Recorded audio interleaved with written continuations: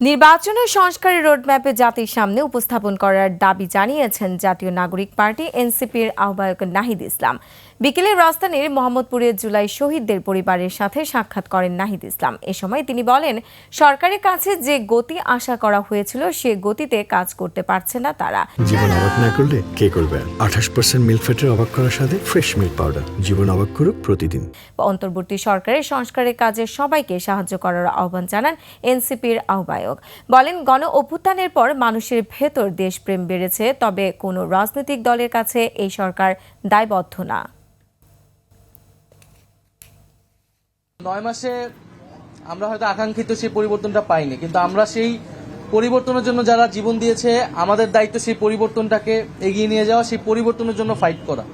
সরকারের দায়িত্ব অবশ্যই নির্বাচন দেওয়া, সেটা নির্বাচন সরকার তার সময় মতো দিবে, কিন্তু অবশ্যই নির্বাচনের আগে যেই প্রতিশ্রুতিগুলা এই সরকার জনগণের কাছে করেছিল, বিচার সংস্কার, সেই প্রতিশ্রুতিগুলো তাকে বাস্তবায়ন অবশ্যই করতে হবে।